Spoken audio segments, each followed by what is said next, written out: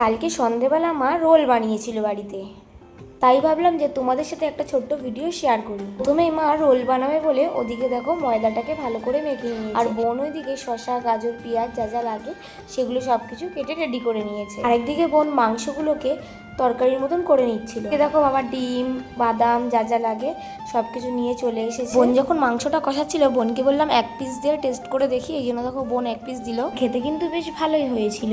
মাংস হতে হতে দেখো মা ওদিকে ময়দাটাকে বেলে নিচ্ছিল। একই রকম ভাবে দেখো সবকটা ওইভাবে বেলে নিয়েছে। ওদিকে বোনের মাংসটাও প্রায় রেডি হয়ে গেছে। দেখো ওদিকে দেখো ময়দাগুলো বেলে নেওয়ার পরেই বোন ওদিকে দেখো এক এক করে পরোটাগুলো ভেজে নিচ্ছিল। কেন কেন দেখো ডিমটা ভাজা হয়ে যাওয়ার পরই ওর মধ্যে বোন পরোটাটাকে দিয়ে দিল। পরোটাগুলো ভাজা হয়ে যাওয়ার পরে দেখো ওদিকে রোলটা তৈরি করে নিচ্ছিল বোন, আর ওদিকে দেখো পেঁয়াজ, লঙ্কা, শসা সব কিছু দিয়ে ওটাকে তৈরি করে নিয়েছে। বাদামও দিয়েছিল। জানি দোকানের মতন হবে না, কিন্তু খেতে বেশ ভালোই হয়েছিল। আর হ্যাঁ, চিকেনও কিন্তু দিয়েছিল।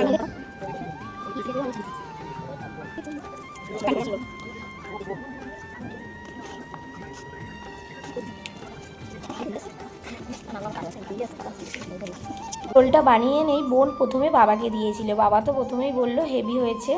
ঠিক দেখো বোনও খেয়ে নিয়েছে, আর এই দাদাটাকে দেখেছিলাম, আমি দাদাটাও খেয়ে বলে আমি কিন্তু তখন খাইনি, এর জন্য মা আমারটা পরে বানিয়ে দিচ্ছিল। আর আমারটা দেখো একটু বেশ বড় বড়ই করছিল। পরোটাটা আমি বেলেছিলাম, এতটাই বড় হয়ে গেছিল, চাটুর দিয়ে বড় হয়ে গেছিল, বুঝতে পারিনি, কিন্তু খেতে বেশ ভালোই হয়েছিল।